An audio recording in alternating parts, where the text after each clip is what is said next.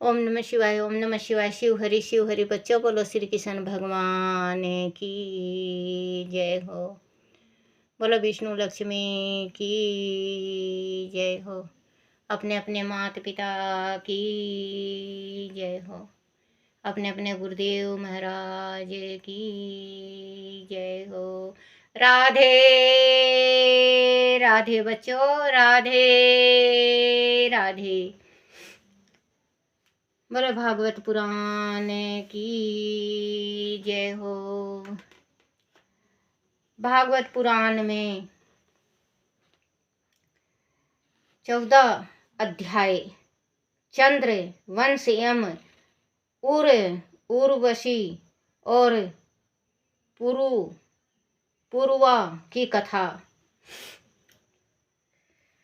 श्री सुखदेव जी ने कहा, परीक्षित, चंद्र वंश में पूर्वा आदि बड़े बड़े श्रेष्ठ राजाओं का वृत्तांत आता है। अब मैं तुम्हें उनके चरित्र के बारे में बताऊंगा। ब्रह्मा जी के पुत्र श्री अत्रि मुनि थे।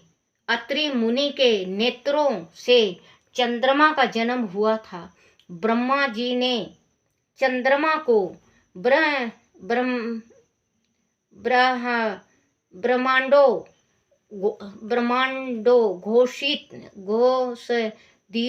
घोषदियों और नक्षत्रों का आदिपति बना दिया। उसने राजसूय यज्ञ करके तीनों लोकों पर विजय प्राप्त की और आचार्य बृहस्पति की पत्नी तारा को बालपूर्वक हर लिया। देव गुरु बृहस्पति ने अपनी पत्नी को लौटा देने के लिए चंद्रमा से बार बार प्रार्थना की, परंतु मध्य से मतवाला होकर चंद्र ने उनकी पत्नी को वापस नहीं किया। ऐसी स्थिति में देव और दानव में घोर संग्राम छिड़ गया। शुक्राचार्य आचार्य बृहस्पति से द्वेष रखते थे, इसीलिए उन्होंने तथा उनके शिष्य असुरों ने चंद्रमा का साथ दिया, जबकि महादेव जी ने समस्त भूत गणों के साथ बृहस्पति का पक्ष लिया। जब संग्राम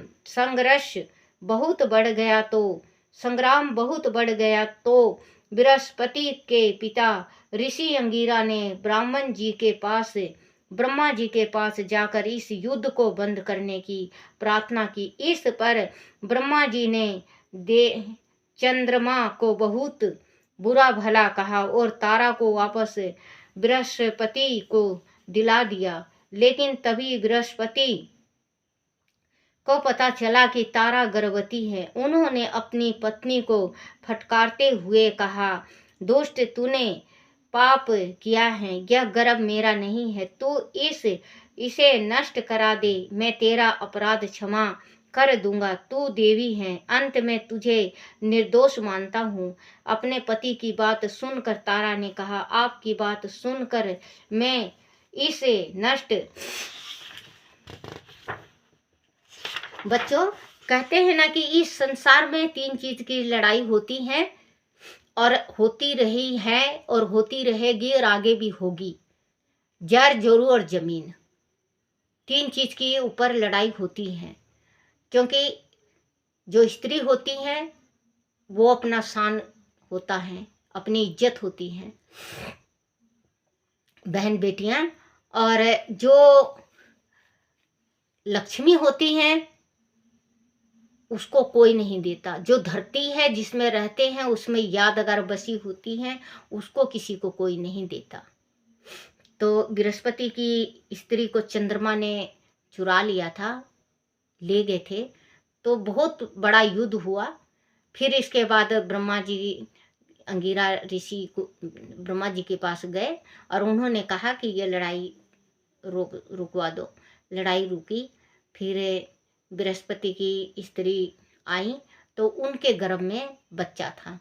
तो ये कहने लगे, बोले कि इस गर्भ को तू गिरवा दे। नष्ट करवा दे। तो उनका जवाब अब सुनना। नष्ट नहीं कर सकती, किंतु इसे त्याग अवश्य सकती हूँ।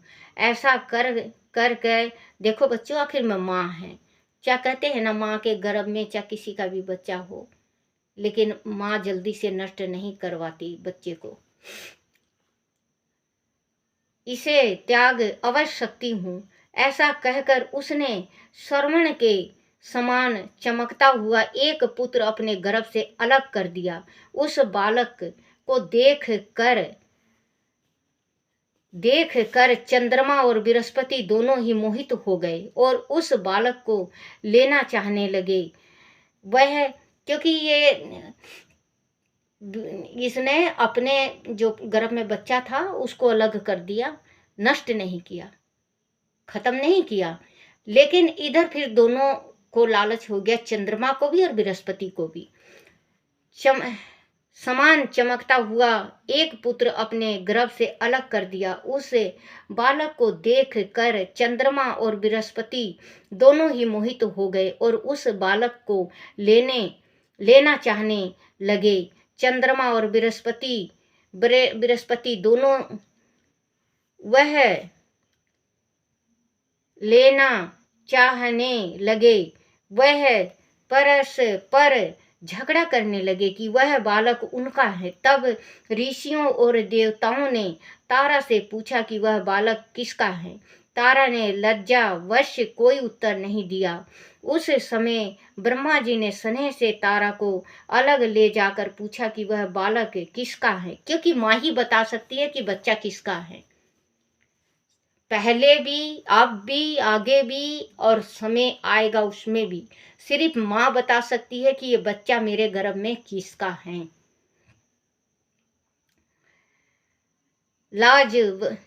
तब ऋषियों और देवताओं ने तारा से पूछा कि वह बालक किसका है, वह किसका है। तारा ने लाजवश कोई उत्तर नहीं दिया। उस समय ब्रह्मा जी ने स्नेह से तारा को अलग ले जाकर पूछा कि यह बालक किसका है।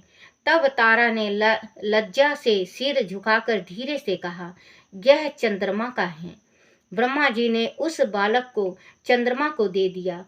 चंद्रमा ने उस बालक का नाम बुध रखा। वह बालक गंभीर बुद्धि का था। ऐसा पुत्र प्राप्त कर चंद्रमा बहुत प्रसन्न हुआ। परीक्षित, बुध का विवाह इला से हुआ। उससे उसे पुरुवा नामक पुत्र हुआ। एक बार चंद्रमा की सभा में देव ऋषि नारद पुरुवा के रूप गुण की प्रशंसा कर रहे थे और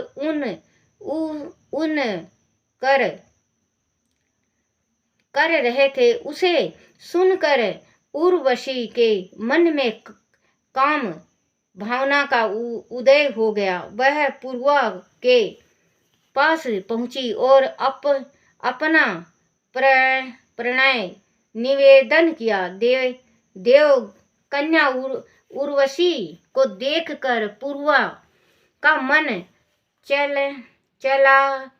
मान हो उठा। उसने उर्वशी का अपने महल में स्वागत किया और उसके सम्मुख अपने प्रेम को अभिव्यक्त कर दिया। उर्वशी ने कहा, राजन, आप कामदेव के समान सुंदर हैं। भला ऐसी कौन रमणीक होगी जो आपके रूप गुण पर मोहित नहीं होगी। जो पुरुष रूप गुण आदि के रमणीक होगी कारण प्रशंसित होता है, उसे सभी स्त्रियां पसंद करती हैं। मैं आपको धरोहर के रूप में भेड़ के 2 बच्चे दूंगी। आप उसकी रक्षा करना। मेरी दूसरी शर्त यह है कि मैं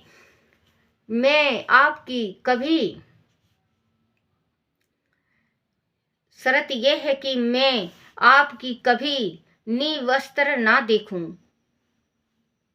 आपको कभी निवस्त्र ना देखूं। यदि ऐसा हुआ तो मैं आपको छोड़कर तत्काल चली जाऊंगी। पूर्वा ने उसकी दोनों शर्त स्वीकार कर ली। परीक्षित उसके बाद दोनों स्वच्छंद विहार करने लगे। उनके साथ पूर्वा ने वर्षों तक विहार किया। इधर जब इंद्र ने उर्वशी को नहीं देखा तो उनका गर्दव को उसे लाने उर्वशी को नहीं देखा तो उन्होंने गंधर्व को उसे लाने के लिए भेजा। वह गंधर्व रात के समय पूर्वा के महल में चुपचाप गए और धरोहर के रूप में रखे दोनों भेड़ के बच्चों को चुरा कर चलते बने।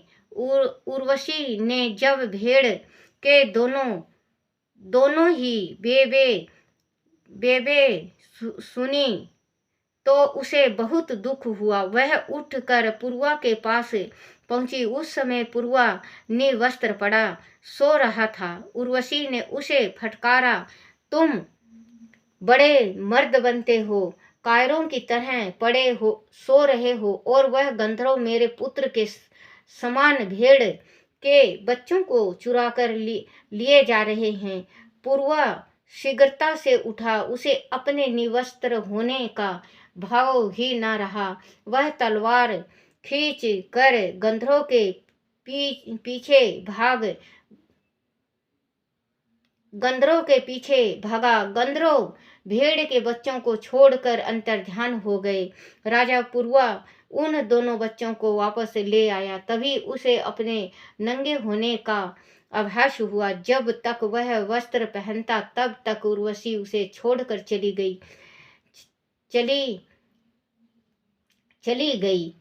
परीक्षित, उर्वशी के जाने से राजा पूर्वा अनमाना हो गया। वह शोक से विह्वल होकर उर्वशी को याद करता हुआ इधर उधर भटकने लगा। वह एक दिन विरह में व्याकुल होकर कुरुक्षेत्र में सरस्वती नदी के तट पर पहुंचा। वहां उसने उर्वशी को अपनी 5 सखियों के साथ जल विहार करते देखा तो उसने कहा, प्रिय, मुझे छोड़कर इस प्रकार ना जाना।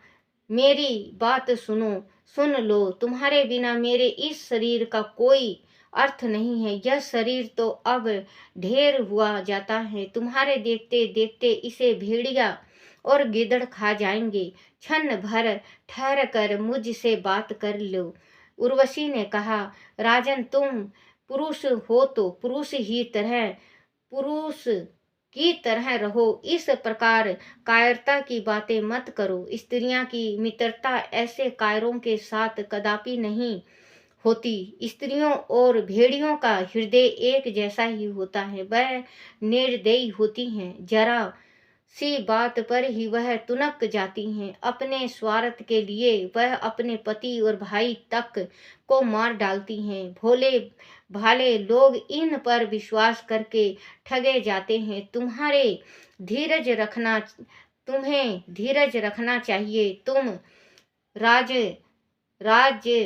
राजेश्वर हो, घबराओ मत। प्रत्येक वर्ष के बाद रात्रि में तुम मेरे साथ रहोगे, तब तुम्हारा वंश चलेगा। इस समय भी मेरे गर्भ में तुम्हारी संतान पल रही है। उर्वशी की बात सुनकर राजा पूर्वा प्रसन्न होकर वापस चला गया और 1 वर्ष बीत जाने पर फिर वह आया। उर्वशी ने राजा का पुत्र उसे दिया। उसे रात वह दोनों साथ साथ रहे। प्रातःकाल विदा होते समय वह विरह दुख से दिनहीन हो गया। तब उर्वशी ने राजा से कहा, राजन, तुम गंधर्व की स्तुति करो। वह चाहें तो तुम्हें मुझे दे सकते हैं। परीक्षित, राजा पूर्वा ने गंधर्व की स्तुति की। उसकी स्तुति से प्रसन्न होकर गंधर्व ने उसे अग्नि जलाने का एक पात्र दिया और कहा, राजा, इस पात्र के द्वारा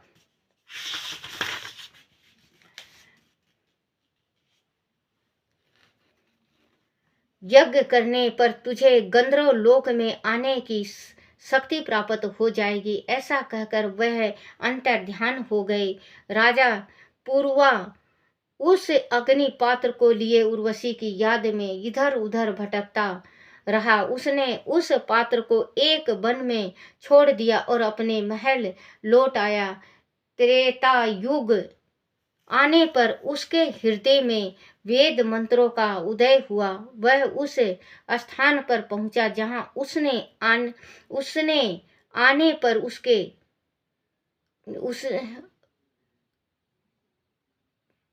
जहां उसने वह अग्नि पात्र छोड़ा था। अब वह वहां पर समी वृक्ष के गर्भ से पीपल का एक पेड़ उग आया था। राजा ने उर्वशी की कामना के लिए उस वृक्ष से 2 अरविणियां बनाई और अग्नि प्रज्वलित करके ओमकार मंत्र का जाप करते हुए यज्ञ किया। उसके मन में उर्वशी से मिलने की चाह है, अतिरिक्त कुछ और नहीं था। इस प्रकार वह नित्य यज्ञ करने लगा। अंत में एक दिन उसे गंधर्व लोक जाने का मार्ग प्राप्त हो गया। वह गंधर्व लोक पहुंचकर उर्वशी के साथ विहार करने लगा। बोलो शिव पार्वती की जय। बोलो छोटे छे लड्डू गोपाल की जय। कहाँ बैठे हो भगवान कान्हा? हे मेरे कृष्ण, कहाँ बैठे हो आप? आपकी बहन बुला रही है। आ जाओ, आ जाओ वीरे, ए मेरे भाई आ जाओ। मदद करो कान्हा मेरे, मदद करो कान्हा मेरे। इस दुनिया में कोई नहीं आपके सिवा, इस दुनिया में कोई नहीं।